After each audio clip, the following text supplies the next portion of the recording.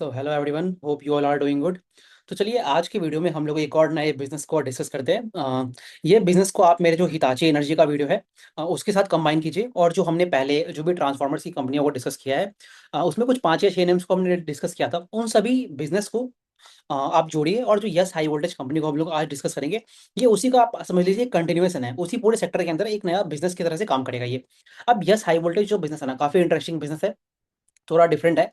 जब हम लोग इसको बाकी कंपनियों से कंपेयर करते हैं, तो अगर आप इनका सबसे पहले तो क्या है, इस बिज़नेस के बारे में हम लोग सारी चीज़ें जानेंगे, बट उससे सबसे पहले तो जानना ये ज़रूरी है कि ये जो बिज़नेस है अल्टीमेटली प्रोडक्ट्स क्या बनाता है। अब प्रोडक्ट्स बनाता है, आप मान लीजिए ये इनका जो पूरा बिज़नेस वर्टिकल है ना, इनका काम ही है जो बुशिंग्स बनाना होता है। अब बुशिंग्स होते क्या हैं, ये समझना काफ़ी इंपॉर्टेंट हो जाता है। तो इसको समझाने के लिए इनकी पीपीटी से एक पर्टिकुलर स्लाइड करूँगा। तो यहाँ पे आप देख सकते हो, जैसे आप इन्होंने पूरा जो ट्रांसफॉर्मर्स का वैल्यू चेन बताया है, आप उसमें देखिए, जैसे कि हमने काफ़ी सारी वीडियोज़ में भी डिस्कस किया है कि जो पूरा ट्रांसफॉर्मर सेक्टर होता है, उसमें पावर आपकी इलेक्ट्रिसिटी जनरेट होती है, वो आपकी ट्रांसफॉर्मर्स होते हैं, उससे आपकी स्टेप स्टेप अप होता है, स्टेप डाउन होता है। फिर उसके बाद मान लीजिए जितनी भी आपकी ट्रांसमिशन लाइन्स होती है, वहाँ से वो बिजली ट्रांसमिट होती है। जो मान लीजिए आपके कोई एक शहरों से दूर जो लोकेशंस होती है, वहाँ से बिजली बनता है, और वो आपके शहरों तक आती है। किसके वाया आती है? वो आपकी ट्रांसमिशन लाइन्स के वाया आती है, of course with the help of transmission towers. अब उन सभी के बीच में होते हैं आपके ट्रांसफार्मर्स कहाँ-कहाँ पे होते हैं? एक होता है आपका स्टेप अप ट्रांसफार्मर, एक होता है आपका step down transformer. Step up क्या करता है? वो आपके वोल्टेज लेवल्स को बढ़ा देता है। स्टेप डाउन जो होता है वो आपके वोल्टेज लेवल्स को घटाता है। बट इन्हीं दोनों चीज़ों के बीच में आप देखोगे एक चीज़ होती है, मतलब बेसिकली अगर आप इस इमेज में देख पाओगे, तो यहाँ पे अगर मैं आपको ज़ूम इन कर देता हूँ, तो आप देखिए एक डिस्ट्रीब्यूशन ट्रांसफार्मर का एग्जांपल दिखाया है। अब उस ट्रांसफार्मर के ऊपर आप देख सकते हो ये 3 पर्टिकुलर एक सिंबल जैसे बने हुए चीज़ें हैं। इसको कहते हैं ट्रांसफार्मर्स बुशिंग। अब ये होती क्या है? इसको समझते हैं। तो देखिए, अगर आपने मेरी पिछली वीडियोज़ को भी फ़ॉलो किया है, तो आप पाएँगे कि ट्रांसफार्मर जो होता है, ट्रांसफार्मर के अंदर होती क्या है?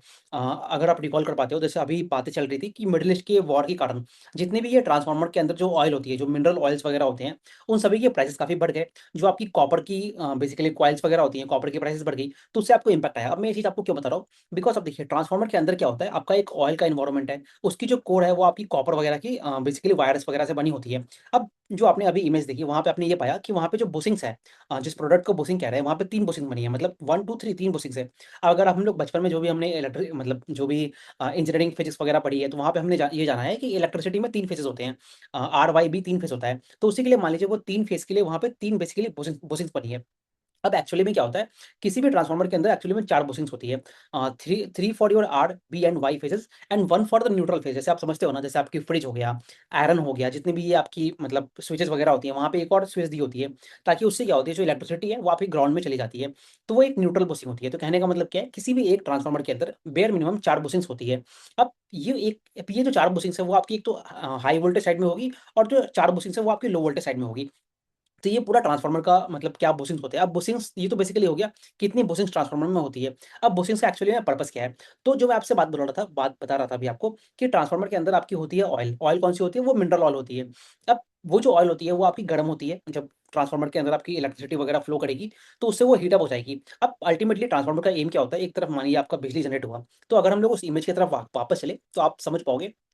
तो जैसे अगर आप यहाँ पे देख सकते हो कि यहाँ पे क्या है, आपने ये सोचा जैसे पावर जनरेटिंग कंपनी होगी, सपोज कि चलिए मानता हूँ एग्जांपल के लिए एनटीपीसी है। तो उसने कोयला जला के बिजली जनरेट किया, वो बिजली आई, वो ट्रांसफार्मर के अंदर चली गई, उसके जो कॉइल्स वगैरह होते हैं, उससे वो स्टेप हुआ, मतलब उसका जो वोल्टेज लेवल है वो आपका बढ़ गया। अब उस वोल्टेज लेवल को बढ़ गया है, अब उस जो इलेक्ट्रिसिटी है उसको अल्टीमेटली आपको इन तारों में पहुंचाना है। बट अभी जो वोल्टेज लेवल है वो तो काफी ज्यादा है ना, तो उसको डायरेक्टली आप तारों तक पहुंचा नहीं पाओगे। और दूसरा चीज क्या होता है, जब आप इलेक्ट्रिसिटी को मतलब वायर्स के वायर लेके जाते हो ना, तो अंदर तो आपका जो मटेरियल है वो आपका मिनरल ऑयल का मटेरियल है। लेकिन जब आप उसको बाहर लेके जाओगे, तो वहाँ पे आपकी मान लीजिए एयर वगैरह है ना।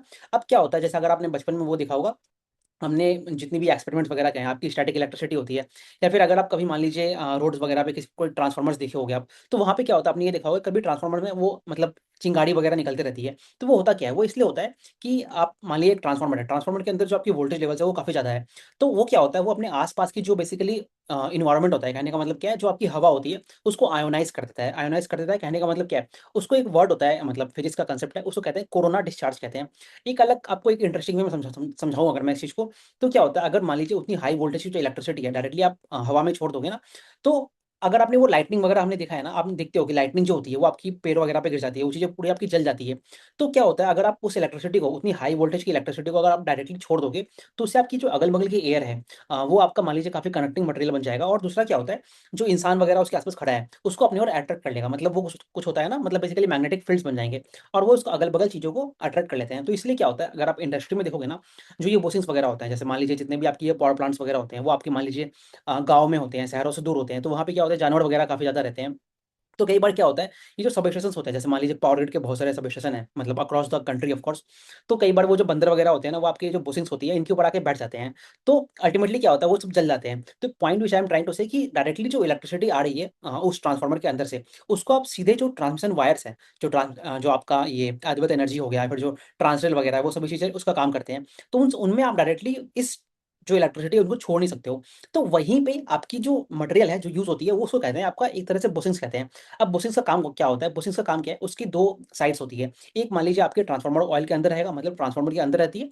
दूसरी जो उसकी टिप होती है, वो आपकी कनेक्टेड रहती है, आपकी जो भी इलेक्ट्रिकल वायर्स होगी। इसको चलिए मैं कुछ और एक इमेज से समझाता हूँ। तो देखिए इसी इमेज में आप देख सकते हो कि यहाँ पे इन्होंने दिखा रखा है। अब आई थिंक इन्होंने एक और इमेज में शेयर किया था। तो लेट मी जस्ट सी। हाँ, यहाँ पे आप देख सकते हो। तो अगर आप यहाँ पे इन्होंने क्या किया है ना, कुछ-कुछ अलग-अलग बुशिंग्स वगैरह के एग्जांपल्स लिए हैं। तो अगर आप देख सकते हो कि इनमें जो लोअर बॉटम दिखाया है यहाँ पे लाल लाल रंग वाला, ये क्या होता है? ये आपके ट्रांसफार्मर के ऑयल के अंदर डिप होगा।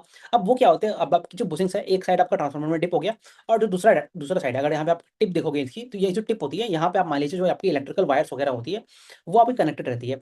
तो क्या करता है, और ये जो बाहर जितनी भी चीज़ बनी है ना, ये आपकी पोर्सिलेन की बनी होती है। पोर्सिलेन क्या होता है, अगर आपने आपके हमारे घरों में वो कप्स वगैरह होते हैं, जो चाय के कप होते हैं, वो भी एक पोर्सिलेन मटेरियल का ही बना होता है।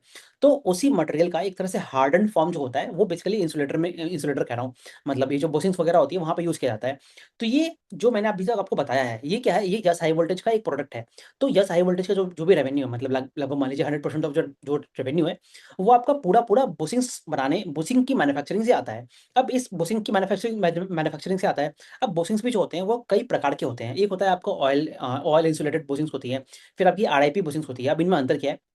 ऑयल इंसुलेटेड बुशिंग्स क्या होगी, नाम से क्लियर हो रहा है कि उसका जो एक टिप है वो आपको ऑयल में डूबा होगा, मतलब जो ट्रेडिशनल आपके ट्रांसफार्मर्स होते हैं वहाँ पे आपकी ऑयल इंसुलेटेड बुशिंग्स रहती है। लेकिन क्या होता है, जैसे अगर आपने मेरी हिताची वाली वीडियो देखी है, वहाँ पे मैंने आपसे बात किया है कि जो आपके डेटा सेंटर्स होते हैं, मतलब एआई बेस्ड लोड होते हैं, वहाँ पे आपको ड्राई टाइप ट्रांसफार्मर की जरूरत पड़ती है। कहने का मतलब क्या है, जैसे मान लीजिए एक क्लोज रूम है, मतलब एक बड़ी सी बिल्डिंग है, उसके अंदर आपको एक ट्रांसफार्मर लगाना है। तो वहाँ पे आप ऑयल वाली ट्रांसफार्मर नहीं लगा सकते, बिकॉज क्या होता है, ऑयल आपको पता है, ऑयल जो है वो काफी इन्फ्लेमेबल होता है, तो उसमें आग लगने की प्रोबेबिलिटी काफी ज्यादा होती है। तो वहाँ पे आप देखोगे ना, वहाँ पे जो ज़रूरत पड़ती है, वहाँ पे आपको ड्राई ट्रांसफार्मर की ज़रूरत पड़ती है। वहाँ पे आपको ज़रूरत पड़ती है आपकी आरआईपी बुशिंग्स की। और आरआईपी बुशिंग्स जो होते हैं, उसका और भी बहुत सारे एडवांटेजेस वगैरह होते हैं। मतलब क्या है, उसकी कनेक्टिविटी ज़्यादा रहेगी, साइज़ वगैरह कम रहता है, कॉम्पैक्ट रहता है, तो वो सारी चीज़ें वहाँ पे आपको मिलती है आरआईपी बुशिंग्स के अंदर। तो क्या हो रहा है, अगर आप इस पूरे सेक्टर को देखोगे, मतलब अगर आप लोग या हाई वोल्टेज की बात करें, तो इनका जो प्रोडक्ट मिक्स है ना, वो एक तरह से चेंज हो रहा है। मतलब आपकी पहले ये लोग ऑयल इंसुलेटेड बुशिंग्स वगैरह बनाते थे, वहाँ से चीज़ें बदल के आपकी ये जो आपकी आरआईपी बुशिंग्स होती है, कहने का मतलब क्या है, रेज़िन इम्प्रेग्नेटेड पेपर कह लीजिए या फिर बुशिंग्स कह लीजिए, उनसे बनता है वो चीज़। तो प्रोडक्ट मिक्स बेसिकली इस तरह से चेंज हो रहा है। और इसका एक और फ़ायदा क्या होता है ना, जो ये प्रोडक्ट मिक्स चेंज है, वो आपका अल्टीमेटली मान लीजिए एक लो मार्जिन प्रोडक्ट से बढ़ के आपका एक हाई मार्जिन प्रोडक्ट की तरफ आगे बढ़ रहा है।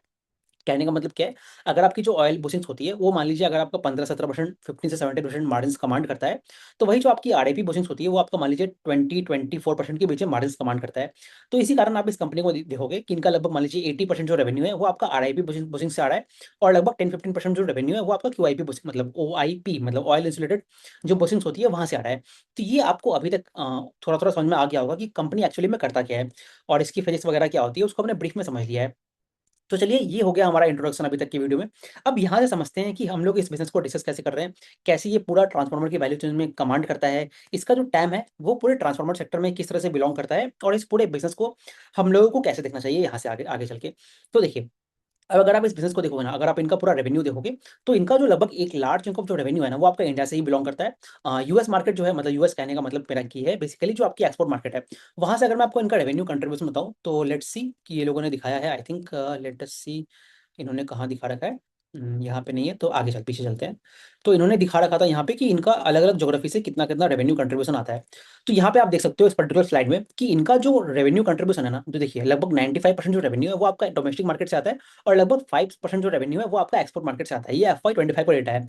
और ये जो कंपनी का जो विजन है यहाँ से मतलब जो चीज़ें बदलने की कोशिश कर रहे हैं, तो आपने बहुत सारे हमने वीडियोस में डिस्कस किया है, जो भी आपके एआई डेटा सेंटर के लोड वगैरह हो गए, या फिर जितने भी ये जो ग्रिड मॉडर्नाइजेशन हो रहा है, मतलब जो आपकी यूरोपियन मार्केट है वहाँ पे ग्रिड को मॉडर्नाइज कर रहे हैं। अगर आपने मेरी वो सोलर मॉड्यूल्स वाली वीडियो देखी है, तो वहाँ पे भी मैंने वाडी एनर्जीज की वीडियो में इसको डिस्कस किया था कि वहाँ पे ग्रिड की मॉडर्नाइजेशन हो रही है। तो उसके कारण क्या है, डिमांड के टेलमेंट्स वहाँ से दिख रही है आपको इनको। फिर अगर आपको मान लीजिए यूएस में है, यूएस में इन्होंने अपनी एक छोटी-सी कंपनी खोली है। अभी वहाँ पे कुछ मैन्युफैक्चरिंग नहीं है। बेसिकली आप मान लीजिए मतलब यूएस के बिज़नेस को टैप करने के लिए इन्होंने यूएस में एक जॉइंट वेंचर नहीं, एक छोटा-सा ऑफ़िस खोला है। तो उसके वाया ये लोग भविष्य में यूएस में अपना केपस लगाने की भी बात करते हैं। तो वो तो चलिए अभी उस चीज़ में आने में समय है, बिकॉज़ ऑलरेडी इनका केपस प्लान काफ़ी ज़्यादा है। तो point which I am trying to say इनका जो रेवेन्यू मिक्स है ना, आपका डोमेस्टिक से शिफ्ट होके थोड़ा-थोड़ा आपका एक्सपोर्ट की तरफ आगे बढ़ रहा है। तो लगभग अभी मान लीजिए लगभग 93% जो रेवेन्यू है वो आपका डोमेस्टिक मार्केट से आता है। और आने वाले कुछ सालों में ये लोग कहते हैं कि लगभग मान लीजिए 15-20% जो रेवेन्यू है वो हम लोग एक्सपोर्ट मार्केट से मीट करने की बात करते हैं। अब वहीं आप अगर आप इनके प्रोडक्ट्स में देख लोगे तो आपको दिख जाएगा कि क्वालिटी जो आपकी आरआईपी बुशिंग्स है वो एक लगभग 80% से ऊपर रेवेन्यू को कंट्रीब्यूट करता है। बाकी कुछ इनका ओआईपी बुशिंग से आता है।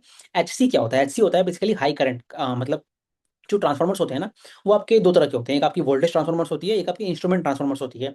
आप इसके बारे में और गूगल पे सर्च कर सकते हो। कहने का मतलब क्या है, इंस्ट्रूमेंट ट्रांसफार्मर जो होता है ना, वो बेसिकली मान लीजिए आपका इस तरह का काम करता है, मतलब मीटर रीडिंग, मतलब जो होता है ना मेज़रमेंट का काम करता है। तो इसलिए उसको इंस्ट्रूमेंट ट्रांसफार्मर ट्रांसफार्मर कहते हैं। तो वहाँ पे आपका जो एचसी बुशिंग्स वगैरह वगैरह यूज़ होती है। तो ये इनका पूरा प्रोडक्ट मिक्स हो गया। और इनका जो भी बुशिंग्स है ना, वो आपका ऑल मतलब ट्रांसमिशन साइड में लगता है, आपकी जो जनरेशन जनरेशन साइड होती है वहाँ पे लगता है, और जो आपकी डिस्ट्रीब्यूशन साइड होती है वहाँ पे भी लगता है। कहने का मतलब क्या है, जहाँ पे इलेक्ट्रिसिटी बन रही है, जहाँ से इलेक्ट्रिसिटी ट्रांसमिट हो रही है, मतलब जो मान लीजिए आपके राजस्थान में भादला में कोई इलेक्ट्रिसिटी जनरेट हुई, तो वहाँ पे भी आपका आप इनकी बुशिंग्स वगैरह लगेगी। फिर मान लीजिए वो इलेक्ट्रिसिटी है वहाँ से आपकी ट्रैवल होकर आगरा में आई, तो आगरा में भी एक बुशिंग बुशिंग लगेगी। फिर वही इलेक्ट्रिसिटी मान लीजिए आपका जहाँ पे भी आप रहते हो, मान लीजिए पटना में आप रहते हो, तो पटना में जो सब स्टेशन होगा वहाँ पे उस चीज़ का स्टेप डाउन होगा उस ट्रांसफार्मर से, तो वहाँ पे भी एक बुशिंग लगेगी। कहने का मतलब क्या है, पूरी वैल्यू चेन के अंदर इनकी जो बुशिंग्स है, एक मान लीजिए एक नेसेसरी रिक्वायरमेंट हो जाता है। तो ये पूरा आपको कैसा इनका बिज़नेस है उस चीज़ों के बारे में समझ में आ रहा होगा। तो चलिए अब मैं यहीं पे बात कर लेता हूँ इनकी ऑर्डर बुक वगैरह के बारे में। तो आप क्लियरली देख सकते हो इनका जो पिछले लास्ट 2-3 साल का जो डेटा है, उसमें आप ये समझ पाओगे इनका ऑर्डर बुक जो है वो जो मिक्स है वो कैसे चेंज हुआ है और ऑर्डर बुक में ग्रोथ कैसे दिख रही है। तो आपको दिख रहा है, अगर आप इनका एफवाई 26 का रेवेन्यू देखोगे ना, तो उसमें लगभग 235 करोड़ से इन्होंने रेवेन्यू किया है। और आप ये देख सकते हो कि एफवाई 25 का जो इनका ऑर्डर बुक था, वही उससे ज़्यादा था। और एफवाई 26 में जो इनका पूरा ऑर्डर बुक एंड हुआ है, वो लगभग 400 करोड़ पे एंड हुआ है। तो आपको ये दिख रहा है कि कंसिस्टेंटली इनके जो ऑर्डर बुक है, वहाँ भी आपको काफ़ी ग्रोथ मोमेंटम दिख रहा है। अब कंपनी यहाँ से अपना जो भविष्य में जो ऑर्डर बुक है, उसको कैसे बढ़ाने की बात करता है, तो कंपनी यही कहता है कि हम लोग अपने ऑर्डर बुक को लगभग 400 करोड़ से यहाँ से बढ़ा के लगभग 500 करोड़ पे फिनिश करने की बात करते हैं। तो वहाँ से आपको दिख रहा है कि ऑर्डर बुक जो है इनका काफ़ी अच्छे से ट्रैक्शन इनको दिख रहा है। तो ये इनके बारे में हो गया, कंपनी के बारे में। अब हम लोग कुछ और पॉइंट्स को डिस्कस करते हैं।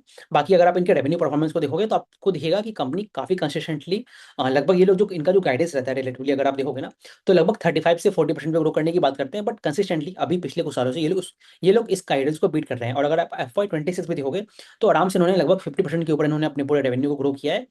और इसके अलावा अगर आप देखोगे इनका जो मार्जिन्स है वो क्यों एक्सपांड कर रहा है, तो देखिए एक तो हमने ऑलरेडी बात कर लिया कि जो प्रोडक्ट मिक्स है वो आपका आरआईपी बुशिंग्स बुशिंग्स की तरफ शिफ्ट हो रहा है। दूसरा क्या है, आपको जब अपनी इनकी जो कैपेक्स वगैरह है, इनकी कैपेक्स एक इनका प्लांट वडोदरा में आ रहा है, एक इनका प्लांट हलोल में है। तो क्या है, इनकी जो पुरानी प्लांट है उसका रैंप अप हो रहा है। कहने का मतलब क्या है, आपको ऑपरेटिंग लेवरेज मिल रहा है, अपने कॉस्ट पे कंट्रोल आ रहा है। दूसरा चीज़ तीसरी चीज़ क्या है, हम लोगों ने ये भी देखा कि ये लोग अपने एक्सपोर्ट की तरफ धीरे-धीरे अपने रेवेन्यू को बढ़ाने की बात कर रहे हैं। तो थर्ड पॉइंट वहाँ से हो गया। इसके अलावा क्या है, इनका जो बेसिकली करेंसी डिप्रिसिएशन होता है, करेंसी का जो वैल्यू एक्सचेंज वगैरह है, हेजिंग वगैरह वगैरह होती है, तो वहाँ से भी कुछ गेन्स मिल रहे हैं इनको। और फाइनली क्या है, जैसे-जैसे आपका जो प्रोडक्ट मिक्स है ना, मतलब जैसे आप बड़े स्केल पे काम करते हो, तो आपकी जो नेगोशिएटिंग पावर पावर होती है, आपकी जो बायर्स हो गया या फिर जिनसे आप रॉ मटेरियल्स ले रहे हो, तो वहाँ से आपकी इंप्रूव हो जाती है। तो ये इन 3 या 4 कारणों से इनका जो बेसिकली एबिटा मार्जिन है वो आपको बढ़ता हुआ दिख रहा है। तो उसी कारण एफवाई 26 में इनका जो एबिटा मार्जिन है लगभग 25% पे एंड हुआ है। और कंपनी जो यहाँ पे गाइडेंस देता है अपने एफवाई 27 के अंदर, तो वही कहता है कि लगभग 24 से 25% के बीच में हम लोग अपने एबिटा मार्जिन को एंड करेंगे। अब यहाँ पे ये फर्दर मार्जिन क्यों नहीं इंप्रूव हो रहा है, तो इस चीज़ को समझने के लिए आपको इनके केपेक्स वगैरह के प्लान्स को समझना पड़ेगा। तो देखिए, अब अगर आप इनको मैं आपको आपके मैं अगर मैं केपेक्स वगैरह के बारे में बताऊँ, तो इनका जो प्रेजेंट कैपेसिटी है वो इनका हलोल में प्लांट है बेसिकली। और उसका जो कैपेसिटी यूटिलाइजेशन है अभी मान लीजिए लगभग आपका 75-80% पे चल रहा है। तो कहने का मतलब क्या है, वहाँ से थोड़ी थोड़ी आपको ग्रोथ ग्रोथ की प्रोस्पेक्ट्स हैं। बाकी वो कैपेसिटी जो है आपकी अपकमिंग ईयर में ऑलमोस्ट पूरी 100% यूटिलाइजेशन पे फिनिश हो जाएगी। तो इसलिए कंपनी क्या कर रहा है, अपना बेसिकली वडोदरा में एक नया प्लांट लगाने की बात करता है। उसके लिए कुछ इनका लगभग आई थिंक 150 करोड़ 153 करोड़ का पूरा इन्वेस्टमेंट होने वाला है। उसके लिए उन्होंने आईपीओ लेके आए थे, तो उस पैसे को यहाँ पे डिप्लॉय कर रहे हैं। अब इस कैपेसिटीज क्या होगा, इनका जो पूरा मान लीजिए बोसिंग्स बनाने का कैपेसिटी है ना, पहले ये लोग लगभग मान लीजिए कुछ 7,000 बोसिंग्स वगैरह बनाते थे, तो उसको बढ़ा के कुछ अपनी लगभग 6,000 7,000 जो बोसिंग्स है उसको बढ़ाने की बात करते हैं। अब ये जो पूरा प्रोडक्ट मिक्स है ना, ये जो बोसिंग्स बनेगी इनकी, वो पूरी की पूरी आपकी मान लीजिए पूरी की पूरी आपकी बनेगी इनमें, मतलब जो आरडीपी बोसिंग्स होती है उनमें बनने की बात करते हैं। तो कहने का मतलब क्या है, जो नया प्रोडक्ट मिक्स है वो भी एक हाई मार्जिन वाला प्रोडक्ट मिक्स है। और दूसरी चीज क्या है, इनका जो नया बोसिंग्स आएगा वो फर्दर आपका एक हायर वोल्टेज क्लास में आने वाला है, तो उससे भी आपको दिखता है कि मार्जिन के वहां पे भी इंप्रूव होने के चांसेस है। तो ये सारे इनके पूरे केपक्स वगैरह के बारे में हो गया। अब जो ये जो केपक्स है ना, ये इनका मान लीजिए आपका अक्टूबर 26 में ये कमीशन करने की बात करते हैं। और ये जो केपक्स है, इसके कारण जो इनका प्रेजेंट कैपेसिटी यूटिलाइजेशन है, जो आपके लगभग मान लीजिए 75% पे चल रहा है, वो आपका जो अपकमिंग ईयर है वहाँ पे जो कैपेसिटी यूटिलाइजेशन है आपका नेट नेट कंसोलिडेटेड बेसिस पे, जब इनकी पुरानी कैपेसिटी और जो नई कैपेसिटी आ जाएगी, दोनों मिला के लगभग 65% पे हो जाएगा। तो पॉइंट हमको ये दिख रहा है कि आने वाले 2-3 सालों में इनको फिर फर्दर केपेक्स की जरूरत नहीं पड़ेगी। ये जो इनका प्रेजेंट केपेक्स है उससे इनका पूरा डिमांड मीट हो जाएगा। अब यहीं पे एक इंटरेस्टिंग चीज क्या है, कंपनी इसी जो इनका पुराना प्लांट है वहां पे कुछ डी बॉटलनेकिंग कर रहा है, उसके लिए ये लोग लगभग लगभग 110 करोड़ का और केपेक्स करने की बात करते हैं। अब उस केपेक्स के लिए उन्होंने कुछ आई थिंक रिजोल्यूशन वगैरह पास किया है, बट उसके लिए पैसे वगैरह रेज नहीं किया है, तो वहां से दिख रहा है कि कंपनी और भी केपेक्स की तरफ काफी तेजी से आगे बढ़ रहा है। तो ये आई होप इनका जो केपेक्स वगैरह का प्लान है वो आपको समझ में आ गया होगा। तो ये इनके फ्यूचर की जो ग्रोथ है उस पोटेंशियल को देखते हैं। अब कंपनी यहाँ से जो अपना पूरा विजन शेयर करता है, कि कंपनी यही कहता है कि आने वाले 5 सालों में जो इनका लगभग 235 करोड़ पे इन्होंने पूरे ईयर को एंड किया है, तो वहाँ पे ये लोग बात करते हैं कि हम लोग अपने, जैसे अगर आप यहाँ पे देख सकते हो, FY 26 में इन्होंने लगभग 235 करोड़ पे पूरे ईयर को एंड किया है। तो ये लोग बात करते हैं कि FY 4 या 5 सालों में इस पूरे रेवेन्यू को 3x मतलब 4x से 5x बढ़ाने की बात करते हैं। कहने का मतलब क्या है, इसको 1,000 करोड़ रेवेन्यू करने की बात करते हैं। और जो इनकी पूरी कैपेसिटी है उससे लगभग लगभग 700 करोड़ का जो पूरा नया रेवेन्यू आने की बात ये लोग करते हैं। तो वहां से आपको दिख रहा है कि इनका जो ग्रोथ मोमेंटम है वो बना हुआ है। उसी कंटेक्स्ट में कंपनी जो अपना गाइडेंस देता है वो भी लगभग वही कहता है कि हम लोग लगभग 35 से 40% के बीच में यहाँ पे ग्रो करने की बात करते हैं। और एक और इंटरेस्टिंग चीज क्या है, जैसे इनका मान लीजिए अभी तो FY 27 के अंदर इनका जो मार्जिन है वहां पे आपको फर्दर इंप्रूव होने का इतनी स्कोप दिखते नहीं है। बिकॉज क्या होता है, आपका जो नया प्लांट है वो आपका अक्टूबर में आएगा। कहने का मतलब क्या है, उनका जो कमीशनिंग है वो आपका अक्टूबर में हो जाएगा, और H2 के अंदर से उस प्लांट से बेसिकली रैंप अप होना स्टार्ट होगा। कुछ वैसे ही समझ सकते हो आप, जैसे आपका अटलांटा इलेक्ट्रिकल्स है, उसमें भी हमने डिस्कस किया था कि वहां पे आपका कैसे कैपेसिटी का रैंप अप हुआ। तो कुछ वही पैरामीटर इस कंपनी को भी दिखेंगे आपके H2 के अंदर से। तो वहां से आपको दिखता है कि सिंस कुछ अपफ्रंट कॉस्ट वगैरह होते हैं, तो वहां पे आपको उतना मार्जिन में इंप्रूव होने का स्कोप नहीं दिखता है FY 27 के अंदर। लेकिन क्या FY 28 में क्या होगा ना, जैसे जैसे इनका एक्सपोर्ट मिक्स है वो आपका बढ़ेगा, और नए नए हायर वोल्टेज क्लास के प्रोसेस वगैरह बनाएंगे, तो वहां पे आपको दिखता है कि वहां पे जो इनका जो ये मार्जिन इंप्रूव होने के स्कोप है वहां पे भी फर्दर आपको दिखते हैं। तो ये पूरा एक कंपनी के एक बारे में एक आपको हर्ड ऑफ अंडरस्टैंडिंग मिल गई होगी। तो चलिए हम लोग अब इनके ऑर्डर बुक के बारे में हमने ऑलरेडी बात कर लिया है। अब एक और चीज क्या है ना, इनका जो पूरा 10 साल का जो विजन है लगभग, तो ये लोग कहते हैं कि यहाँ से हम लोग अपने पूरे रेवेन्यू को 8x से 10x करने की बात करते हैं। तो चलिए वो तो बहुत लॉन्ग लॉन्ग टर्म में हो गया, तो हम लोग अगर शॉर्ट टर्म में देखें तो FY 27 में ये लोग लगभग 40 से 42% पे ग्रो करने की बात करते हैं। तो आपको दिख रहा है कि यहाँ से भी ग्रोथ मोमेंटम बना हुआ है इस कंपनी का। तो ये हमने गाइडेंस वगैरह के बारे में बात कर लिया है। और अगर कुछ पॉइंट्स हम देखें, अब यहाँ पे हम लोग को 2-3 चीजें और डिस्कस करनी है। अब ये जो प्राइसिंग वगैरह होता है, जैसे आपको मान लीजिए मिडिल ईस्ट के जो दिक्कतें आई हैं उससे क्या इंपैक्ट रहा है, तो चलिए ये करके उन चीज़ों के बारे में बात करते हैं। तो देखिए, अब जैसे हमने ट्रांसफार्मर के कंपनियों में देखा था कि वहां पे क्या हो रहा है, अभी जो पूरा सेक्टर है एक तरह से दो चीजों के बीच से गुजर रहा है। एक तो क्वेश्चन ये आते हैं कि क्या पूरे सेक्टर में ओवर सप्लाई है या नहीं है, पहला क्वेश्चन तो वो हो गया। दूसरा क्वेश्चन ये आता है कि ये जो टेलविंड है कब तक सस्टेन करेगा। तो उन दोनों चीजों में बात करते हैं। तो पहले अगर आप देखोगे ना, तो जैसे हमने ट्रांसफार्मर की कंपनियों में देखा था कि वहां पे आप देख रहे हो कि जो पूरा मार्केट है वो प्रेजेंटली अभी आपका सप्लायर्स मार्केट है। कहने का मतलब क्या है, जो आपकी सप्लाई है वो आपकी कम है आपके डिमांड से। तो point which I am trying to say, कि जो आपका यस हाई वोल्टेज भी कहता है कि इनके पास जो इनके ओईएम्स है, अब इनके ओईएम्स कौन कौन से हैं, तो जैसे इनसे जो बोसिंग्स वगैरह है ना वो कौन खरीदता है, आपकी हिताची हमने डिस्कस किया वो खरीदता है, सीमेंस खरीदता है, आपकी जी जी कंपनी है वो खरीदते हैं, फिर आपकी भेल हो गया ये खरीदता है, एनटीपीसी हो गए, मतलब जो आपकी पावर ग्रिड वगैरह हो गई, वही ये सारी कंपनियां इनसे बोसिंग्स वगैरह खरीदती है। अब कहने का मतलब क्या, कंपनी ये कहता है कि आने वाले जो इनकी बेसिकली ओईएम क्लाइंट्स वगैरह हो गए, वो लोग इनसे बात करते हैं कि ये लोग के पास लगभग 18 से 24 मंथ के पहले से ही ये कंपनियां कहना शुरू कर देती है कि हमको बेसिकली प्रोडक्ट सप्लाई करो। तो आपको बेसिकली ये दिख रहा है कि सेक्टर के अंदर काफी डिमांड सप्लाई का मिसमैच चल रहा है। तो ये इनका पूरा मतलब हमें ये दिख रहा है कि ये बेसिकली सप्लायर्स मार्केट हो गया। अब सप्लायर्स मार्केट का फायदा क्या होता है, उससे आपको फायदा ये होता है कि आप एक हायर मार्जिन जो होता है अपने कस्टमर से कमांड कर सकते हो। दूसरा चीज क्या है, जो आपके रॉ मटेरियल के प्राइसेस होते हैं उसमें कुछ चीजें चेंजेस होती है, तो उस चीज को आप अपने ओईएम को पास ऑन करने की की भी एबिलिटी रखते हो। तो ये सारे कंटेक्स्ट में आप देख रहे हो कि ये बिजनेस उसको कुछ उस तरह से गुजर रहा है। तो वहीं पे अगर आप देखेंगे इनका जो जो भी मिडिल में इम्पैक्ट आया है, मतलब जो भी आपकी कमोडिटी के प्राइसेस बढ़ गए, रॉ मटेरियल का इम्पैक्ट आया, तो उन सभी चीज़ों का जो इम्पैक्ट है इस कंपनी को उतना दिखा नहीं है, और कंपनी अपनी जो कस्टमर्स है उससे बेटर वे में नेगोशिएट करके उन प्राइसेस को पास ऑन कर रहा है।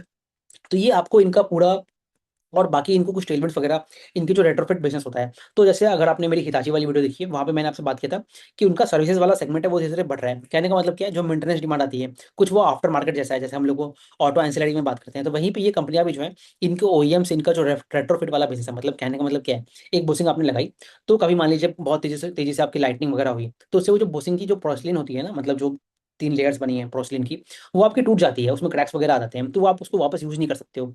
तो वहीं पे क्या होता है, आपका रिप्लेसमेंट डिमांड आता है। कैन और एग्जांपल्स के लिए मान लीजिए, सपोज कीजिए कोई बंदर है वो आके उस पे बैठ गया, तो वो जल जाएगा ना, कोई पक्षी आके बैठ गया, तो उससे क्या होती है, वो आपकी पोर्सलिन जो होती है वो आपकी खराब हो जाती है। तो वहां से कंपनियों को आपका रिप्लेसमेंट डिमांड मिलता है। और चीज क्या है ना, जैसे मान लीजिए इंडिया का जो ग्रिड है, इंडिया का ग्रिड मान लीजिए, या फिर जो आपको पूरी मतलब वर्ल्ड इकोनॉमी है, मतलब यूरोप हो गया, इन सभी की जो ग्रिड है वो बहुत पहले की बनी हुई है, मतलब मान लीजिए 20 साल 30 साल पुरानी होती है। तो उससे क्या है ना, बहुत सारा जो आपका रिप्लेसमेंट डिमांड है, मतलब एक आपका बुशिंग है वो आपका खराब हो गया है, मतलब बहुत पुराना हो गया है, तो वहां से आपको एक नया डिमांड दिखता है। तो ये इनका बेसिकली रेट्रोफिट वाला बिजनेस है। ऑर्डर बुक के बारे में हमने ऑलरेडी काफी कुछ बात कर लिया है। तो अगर आप देखते हो ना इनका, जब आप इस बिजनेस को ट्रैक करोगे ना आगे जाके, तो अभी हमने ये देखा कि इनका जो FY 2026 एंड हुआ है, यहाँ पे इनका जो ऑर्डर हो गया लगभग मान लीजिए 400 करोड़ पे एंड हुआ है। तो आपको FY 2027 में इनका जो गाइडेंस है कि लगभग हम लोग 40% पे ग्रो करेंगे। तो उसके अकॉर्डिंगली अगर मैं आपको इनका मैं बताऊँ ना, कि इनका जो नेट ऑर्डर बुक, मतलब इस चीज जो मतलब जैसे इनका FY 2026 है वो लगभग 235 करोड़ पे एंड हुआ है, उस पर आप 40% का ग्रोथ लीजिए, तो आपको मिल जाएगा कि FY 2026 में ये लोग कितना रेवेन्यू करने की पोटेंशियल रखते हैं। इनका इन्होंने ये कहा है कि FY 2027 में हम लोग लगभग 500 करोड़ का ऑर्डर इनफ्लो दिख रहे हैं। तो उससे आपको ऑर्डर इनफ्लो दिख गया, कितना इनको प्रोजेक्ट्स एग्जीक्यूट करना है वो दिख गया। उससे आपको नेट ये दिखता है कि इनका जो पूरा ऑर्डर बुक है, मतलब FY 2027 के एंड में, तो आप पाओगे कि इनका जो ऑर्डर बुक है लगभग मान लीजिए 550 करोड़ हो गया, 580 करोड़ हो गया, उसके आसपास रहने की हमें दिखता है, जो इनका बेसिकली गाइडेंस है by the end of FY 2026। तो जब इस बिजनेस को हम लोग ट्रैक करेंगे आने वाले क्वार्टर्स में, तो हमें ये दिखना है कि इनका जो ऑर्डर इनफ्लो है क्या उस मोमेंटम बना रहता है। बट अगेन सेक्टर में तो पूरा टेलमेंट दिख रहा है, तो there is a high probability कि इनका जो ऑर्डर बुक है वो आपको बढ़ता हुआ दिखेगा। और ये पॉइंट हमें और कैसे कनेक्ट होता है, जैसे हम वो ट्रांसफॉर्मर्स की कंपनी को देखते हैं, फिर अभी हमने हिताची को देखा, तो वहां पे भी हमें ये दिख रहा है कि कितना ज्यादा आपको टेलमेंट दिख रहा है इस पूरे सेक्टर के अंदर। तो ये पूरी चीज आपको कुछ चीजें समझ में आई होंगी। तो ये सारी चीज कर लिया, और बाकी ये लोग अभी एक्सपोर्ट मार्केट की तरफ काफी आगे बढ़ रहे हैं। अब एक्सपोर्ट मार्केट में क्या है ना, इनका एक टेक्नोलॉजी पार्टनर है MGC। अब ये जो MGC कंपनी है आपकी यूरोप बेस्ड कंपनी है, तो यही से मैं आपको कुछ केपेक्स वगैरह के बारे में कुछ और पॉइंट सबसे क्लियर करता हूँ। तो इनका जो केपेक्स अभी वडोदरा में आ रहा है, मतलब वडोदरा से थोड़ा दूर है, मतलब 20-30 किलोमीटर दूर एक जगह है, वहाँ पे इनका केपेक्स आ रहा है। तो अब पहले क्या करते थे, इनका जो हलोल वाला प्लांट है, मतलब जो पुराना प्लांट है जहाँ से ये लोग OIC बुशिंग वगैरह बनाते थे, तो इनका जो प्लांट है, तो उसके लिए आपको जो बुशिंग है, बुशिंग की जो कोर होती है, कोर कहने का मतलब क्या है, मतलब बीच में अगर आप एक यूट्यूब पे इसकी वीडियो काफी अच्छी है बुशिंग्स वगैरह के बारे में, आप सिर्फ वर्किंग ऑफ बुशिंग सर्च कीजिएगा, आपको और अच्छे से समझ में आएगा उस चीज़ों को। तो मैं आपको कुछ कंटेक्स्ट में समझाता हूँ। तो बेसिकली बुशिंग्स की जो कोर होती है वो कोर बनी किससे होती है, वो आपकी मान लीजिए कॉपर की बनी होगी, आपकी आपकी ब्रोंज की बनी होगी। कहने का मतलब क्या, अल्टीमेटली एक मेटालिक हाई कंडक्टिव मटेरियल का बना होता है। तो क्या है, ये जो कंपनी है ये हाई वोल्टेज, इसकी जो मतलब जो टेक्नोलॉजी होती है ना, वो ये कंपनी बेसिकली MGC, ये कंपनी है यूरोपियन बेस्ड, वो आपका मान लीजिए ट्रांसफॉर्मर्स बनाने के लिए काफी बड़ी कंपनी है। तो उस कंपनी का वो बेसिकली टेक्नोलॉजी ट्रांसफर इनको हुआ। तो वहां से ये लोग क्या करते थे, जो इनका बोसिंस का कोड है ना वो वहां से इंपोर्ट करके लाते थे, यहाँ पे असेंबलिंग करते थे। तो कहने का मतलब क्या है, आप ये देख रहे हो ना कि yes, high voltage in the past was just an assembling company for the Boeings. अब यहाँ से क्या है, इनका जो बेसिकली वडोदरा वाला प्लांट है, वहाँ पे ये लोग क्या करेंगे, बैकवर्ड इंटीग्रेट भी करने की कोशिश कर रहे हैं, जैसे वो आपको कुछ डी डेवलपमेंट भी कर रहा है। और बाकी कंपनियां भी देख रहे हो, ट्रांसफॉर्मर्स एंड रेक्टिफायर है, वो लोग भी बैकवर्ड इंटीग्रेट कर रहे हैं CRGO कॉइल्स वगैरह में। तो आपको ये दिख रहा है कि कंपनी बैकवर्ड इंटीग्रेट कर रहा है। अब उसके लिए क्या है, यहाँ पे जो बैकवर्ड इंटीग्रेट ये लोग करेंगे ना, उसमें ये लोग जो आपका बोसिंग्स है उसका जो कोर होता है, मतलब जो आपकी कॉपर की प्लेट वगैरह होगी, और जो मिनरल्स ऑयल्स वहाँ पे लगे होंगे, वो सारी चीजें जो है ये लोग खुद से बनाएंगे। अब उसको खुद से बनाएंगे बनाएंगे तो उससे भी आपको दिखता है कि इनका जो मार्जिन्स है वहां से भी फर्दर इंप्रूव होने की ट्रैजेक्टरी दिखती है। फिर ये और चीज क्या है, जो इनकी टेस्टिंग, जैसे मान लीजिए आपने एक बोसिंग बना लिया, उसकी आपको टेस्टिंग वगैरह करनी पड़ती है ना। तो टेस्टिंग करने के लिए कंपनी को पहले अपने जो प्रोडक्ट्स हैं उसको मान लीजिए चाइना वगैरह में, यूरोप वगैरह में भेजना पड़ता था। तो अभी इन्होंने क्या किया है, जो इनकी टेस्टिंग फैसिलिटी है उसको भी बनाना स्टार्ट कर दिया है। तो उससे क्या, आपके लॉजिस्टिक्स कॉस्ट बच जाएंगे, क्विक टर्न अराउंड टाइम होगा, और आपकी इंडिया के अंदर ही चीजें होने वाली है, तो उससे आपको मार्जिन में भी इंप्रूव होने के स्कोप दिखते हैं। तो कंपनी कुछ इस तरह से आगे बढ़ने का बात कर रहा है। तो बहुत सारे लीवर्स में आप देखोगे ना, कंपनी सही डायरेक्शन में ही आगे बढ़ रहा है। प्लस आपको टेलमेंट्स भी काफी चीजें दिखती है। तो ये पूरा डिमांड वगैरह के बारे में बात कर लिया। और हाँ, ये चीज़ हमने एमजीसी के बारे में डिस्कस कर लिया। चलिए अब कुछ हम लोग बात करते हैं कुछ कंपटीशन वगैरह के बारे में, उस पे आता हूँ। बट उसके पहले एक मैं आपको इनका जो एक्विजिशन है, जो ये कंपनी है सुकृत करके एक कंपनी है, उसका मान लीजिए FY 25 में लगभग 25 करोड़ का रेवेन्यू था। अब ये जो सुकृत कंपनी है ना, इसको मान लीजिए यस हाई वोल्टेज में लगभग 50% के स्टेक पे एक्वायर किया है, और 50% आपका क्वालिटी पावर पे है। क्वालिटी पावर को भी हम लोग कुछ समय बाद सही टाइम निकाले कभी डिस्कस करेंगे, इतनी सारी वीडियोज हो जाते हैं, तो उसको भी कभी डिस्कस करते हैं। तो उसके साथ जॉइंट वेंचर है। अब जो सुकृत कंपनी है ना, वो कंपनी भी आपका मान लीजिए इलेक्ट्रिकल प्रोडक्ट्स वगैरह ही बनाते हैं। बट उस कंपनी का रेवेन्यू उतनी तेजी से ग्रो नहीं कर पा रहा था। अब क्या है ना, जो आपका क्वालिटी पावर है वो भी काफी अच्छा कर रहा है, और सिमिलरली आपका जो यस हाई वोल्टेज है ये भी अच्छा कर रहा है, और पूरे सेक्टर में टेलमेंट्स है। तो ये लोग क्या करेंगे, एक तरह से सिनर्जीज लगा के जो आपका सुकृत कंपनी है उसके भी रेवेन्यू को 5 से 6x करने की बात करते हैं आने वाले कुछ सालों के अंदर। तो ये कंपनी वहां से बेसिकली क्या है, अपनी जो टैम है पूरे प्रोडक्ट्स का उसको बढ़ाने की बात करते हैं। तो इनके एक्विजिशन वगैरह के बारे में हो गया। हमने आपसे already over supply over capacity वगैरह के जो बारे में है वो सारी चीजें बात कर ली। यहीं पे मैं आपसे एक और चीज बात करता हूँ, जो चाइनीज चाइनीज बुशिंग्स वगैरह का केस है। देखिए, जब हमने ट्रांसफॉर्मर्स की वीडियोस को लास्ट क्वार्टर में डिस्कस किया था, या फिर इस क्वार्टर में भी, एक बात ये आई थी कि गवर्नमेंट ने क्या किया है, जो ट्रांसफॉर्मर्स है उसके लिए चाइना से बेसिकली जो इंपोर्ट होता है उसको अलाउ कर दिया है। तो उससे कंसर्न ये बन गया था कि क्या इंडियन जो कंपनियां हैं उनको मार्जिन की दिक्कत आ जाएगी, इनके जो ओईएम है वो चाइनीज वाला माल तो लेने नहीं लग जाएंगे। तो वैसे ही क्वेश्चन कुछ इनसे ये पूछा गया। अब क्या है ना, कंपनी का जो रिस्पॉन्स है काफी अच्छा है। कंपनी ये कहता है कि बेसिकली जो चाइनीज मटेरियल है, एज वो जो कंपनियां हैं चाइनीज कंपनियां हैं वो ऑलरेडी पहले से भी इंडिया में सप्लाई कर रही थी, और उसके बावजूद भी जो आपके ओईएम्स वगैरह है वो चाइनीज कंपनी से परचेज नहीं कर रहे थे। मे बी जैसे हाई वोल्टेज जो है इनका प्रोडक्ट काफी अच्छा होगा, या फिर जो भी सप्लाई चेन के इशूज वगैरह होते हैं उन सभी कारणों से जो आपकी ओईएम है वो आपका चाइना वगैरह से नहीं परचेज कर रहा होगा। तो ये सारे कारणों से कंपनी देख रहा है कि चाइना वाले केस से इनको ना कुछ दिक्कत नहीं दिख रहा है। और दूसरी चीज आप एक और चीज देखते हो ना, कि धीरे धीरे अभी इंडिया में क्या हो रहा है ना, जो पहले आपको चाइना पे डिपेंडेंस दिखता था ना पहले आपको, वो चीजें हमारी कंट्री के रिलेटिवली, मतलब अभी तो उसमें काफी समय लगेगा, बट अगेन हमें ये भी दिख रहा है कि जो डिपेंडेंस है वो धीरे धीरे कम हो रहा है। कम ऐसा मैं क्यों बोल रहा हूँ, ऐसा मैं आपको इसलिए बोल रहा हूँ बिकॉज आप देखिए ना, ट्रांसफॉर्मर की कंपनी होगी, बहुत सारी ऐसी ऐसी कंपनियां हैं आपकी, इतनी सारी ऑटो एंसिलरी की कंपनियां हैं, वो सभी despite all the geopolitical issues अपने मार्जिन को सस्टेन कर पाया है। तो वो आपको दिख रहा है, और जो कंपनी आपकी बैकवर्ड इंटीग्रेट भी कर रही है, तो क्या होता है ना, आपका धीरे धीरे आप चाइना मार्केट से और कॉम्पिटेटिव भी हो जाते हो। तो वो सभी कारणों से आपको दिख रहा है कंपनी के कुछ इस तरह से आगे बढ़ रहा है। बाकी कुछ और कंपटीशन वगैरह के बारे में बात करते हैं। तो कंपटीशन का कुछ खेल कुछ इस तरह का है ना, तो जैसे हमने हिताची को डिस्कस किया। अब आप ये सोचिए कि हिताची जो है, क्या वो आपका बोसिंस बना नहीं पाएगा जब वो एचवीडीसी के प्रोडक्ट्स बनाता है, जो इतनी की, मतलब आप समझ लीजिए एक पूरा टॉप टॉप वैल्यू चेन पे भी कमांड कर, मतलब टॉप वैल्यू चेन पे बैठा है।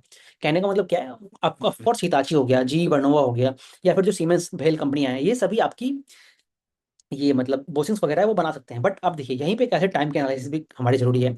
तो देखिए, अगर आपने ये देखा कि जैसे बोसिंग्स है, बोसिंग्स हमने ये पाया अभी तक कि बोसिंग्स जो है वो ट्रांसफार्मर एज अ होल का एक छोटा सा कंपोनेंट है। अगर ट्रांसफार्मर आपका 100 रुपए का आता है, ऑफकोर्स 100 रुपए का नहीं आता है। ट्रांसफार्मर की कॉस्ट अगर आप देखोगे ना, कि जो पूरी सबस्टेशन होती है, मतलब जो पूरी इलेक्ट्रिकल वैल्यू चेन है, उसमें ट्रांसफार्मर जो होता है इज द कॉस्टलीस्ट इक्विपमेंट, मतलब 20 करोड़ हो गया, 30 करोड़ हो गया, डिपेंडिंग अपॉन आप किस वोल्टेज लेवल पे कर रहे हो। अगर आप एचवीडी से लेके आओगे तो वो मान लीजिए 50 करोड़ हो गया, 100 करोड़ हो गया। उस तरह से भी चीजें जा सकती है, डिपेंडिंग अपॉन कौन सा इक्विपमेंट आप ले रहे हो। तो पॉइंट को हम लोग यहीं पे लेके आते हैं। कहने का मतलब point which I am trying to say, अगर ट्रांसफार्मर आपका 100 रुपए का आ रहा है, तो उसमें जो बुशिंग्स की कॉस्ट है ना वो आपकी 2 रुपए की होती है, 2 या 5 रुपए की होती है। तो मैं ये कहना चाह रहा हूँ कि जो पूरी आपकी टैम है, मतलब जो ट्रांसफार्मर सेक्टर है उसका जो टैम है, उसका एक सिर्फ 2 या 5% जो टाइम है वो आपका बोसिंग्स में बिलोंग करता है। तो इसी के लिए जो इंडस्ट्री का डेटा है कि जो आपकी पूरी टाइम है इन द बोसिंग सेक्टर, वो आपका आने वाले 4 या 5 साल में कुछ 20 या 30 हज़ार करोड़ पे होने वाली है। अब देखिए, यहीं से आपको ये दिखता है कि जो यूएस हाई वोल्टेज इसके पास कितना स्कोप है यहाँ से ग्रो करने का। तो आपको ये दिख रहा है कि यूएस हाई वोल्टेज कंपनी है ना, ये कभी भी मान लीजिए 10 हज़ार करोड़ की कंपनी, मतलब रेवेन्यू की बात कर रहा हूँ, टर्नओवर की बात कर रहा हूँ, क्या ये कंपनी यहाँ से 10 हज़ार करोड़ का टाइम कमांड कर सकता है या नहीं कर सकता है। देयर इज हाई प्रोबेबिलिटी ये लोग कभी कमांड नहीं कर पाएंगे। ऐसा क्यों बोल रहा हूँ, बिकॉज बिकॉज आप ये सोचिए कि आपकी जो पूरी मार्केट है वही अगर 30 हज़ार करोड़ की है, तो उसमें यस हाई वोल्टेज कैसे 10 हज़ार करोड़ 10 हज़ार का पूरा मार्केट कमांड कर सकता है, क्योंकि प्रेजेंटली इनका जो रेवेन्यू है वो लगभग 200 250 करोड़ के बीच में है। तो आपको कुछ कंटेक्स में भी देखना है कि जब आप किसी बिजनेस को देख रहे हो ना, आपको मतलब ट्रांसफार्मर की बिजनेस को चूज करना है, या आपको एक मतलब बोसेंस की बिजनेस को चूज करना है। तो उस पैरामीटर को ये लेके चलते हैं। तो ये कुछ कंपटीशन के एस्पेक्ट्स के वगैरह में बारे में बात हो गया। और बाकी कुछ और कंपटीशन आप देखोगे तो जैसे सीजी पावर हो गया, हिताची की बात हमने कर लिया, कुछ आपकी यूएस वगैरह, मतलब यूरोप वगैरह की कंपनी है, उनसे भी कुछ इनका मतलब ये कंपटीशन वगैरह रहता है। तो आई होप आपको चीज़ें समझ में आ गई होंगी। तो चलिए अब मैं बात करता हूँ इस पूरे बिजनेस को, हमने ऑलमोस्ट सारी चीज़ों को एनालाइज कर लिया है। अब इनके पास अगर आप रिस्क वगैरह देखोगे ना, रिस्क वगैरह क्या है, आपका जो केपेक्स है वो आपका डिले हो सकता है। फिर आपका मान लीजिए मार्जिन की दिक्कत आती है या नहीं आती है, आपको इनका जो ओवर कैपेसिटी वाला क्वेश्चन है, तो उस चीज़ों को काफ़ी अच्छे से ट्रैक करते रहना पड़ेगा। ऑल दो कंपनी कहता है कि हमारे पास प्राइसिंग पावर है और हम चीज़ों को पास ऑन कर पाते हैं, बिकॉज एक तरह से मोनोपोली टाइप की होगी ना, इनके जो प्रोडक्ट है उसकी डिमांड काफ़ी ज़्यादा है। बट अगेन आपने ये देखा कि पूरे जो ट्रांसफार्मर की बिजनेस है, वहाँ पे भी कई सारी कंपनियों ने ऐसा कहा था कि हम अपने प्राइसेस को पास ऑन कर पाते हैं। बट अगेन हमने ये देखा कि क्वार्टर फोर के अंदर जब दिक्कतें आई, मतलब जो आपकी पूरी जियोपॉलिटिकल इशूज हो गए, तो उन सभी कंटेक्स्ट में वो कंपनियां जो है अपने प्राइसेस को पास ऑन नहीं करवाया। तो ये सारी चीज़ों की कंटेक्स्ट में आपको पूरे बिजनेस को देखना है। तो चलिए, यहाँ पे हम लोगों का जो डिस्कशन है, मतलब इस पूरे बिजनेस के बारे में, वो चीज़ें कंप्लीट हो गई। आई होप आपको एंड टू एंड चीज़ें समझ में आ गई होगी कि क्या बिजनेस करता है, क्या प्रॉस्पेक्ट्स हैं, क्या इनका कंपटीशन है, विजन है, मार्जिन की ट्रैजेक्टरी कहाँ से कैसे रहने वाली है। तो हर पैरामीटर पर आप देखोगे कंपनी काफी अच्छा कर रहा है। एक आपकी इमर्जिंग सेक्टर के अंदर है, टेलविंड्स काफी दिख रहे हैं। कुछ रिस्क वाले पैरामीटर्स हैं, वो हमें ट्रैक करते रहना पड़ेगा। वो चीज़ हम ट्रैक करते रहेंगे। चलिए, अब मैं आपको एक कंपैरिजन देता हूँ कि एक ट्रांसफॉर्मर बिजनेस है उनको कैसे देखना चाहिए, और यहाँ पे मैं जैसे हाई वोल्टेज को कैसे देखता हूँ। तो देखिए, ये हाई वोल्टेज जो है, ये बात करता है लगभग 40% पे ग्रो करने की बात करता है। अब आपने ये देखा कि ट्रांसफॉर्मर सेक्टर में आपका जैसे अटलांटा हो गया, वो भी लगभग इसी रेट पे ग्रो कर रहा है। आपकी सिलचर टेक है, उनका अगर मान लीजिए आपका केपेक्स आ गया, जैसे भी आएगा, तो वो भी उसी रेट पे आपको ग्रो करने की प्रोबेबिलिटी आपको दिखती है। फिर आप देखते हो कि आपका ट्रांसफॉर्मेशन रेक्टिफायर है, वो भी कुछ इसी रेट पे ग्रो करने की बात करता है। Once their capacity is commission, let's hope कि आने वाले समय में वो कमीशन हो जाए। और एक और चीज़ क्या है ना, जब आप ट्रांसफॉर्मर सेक्टर को देख रहे हो, वहाँ पे जो आपकी रॉ मटेरियल के प्राइसेस का इम्पैक्ट है ना, वो आपका ज़्यादा है। बिकॉज आपने देखा अभी मार्जिन में दिक्कत आ गई।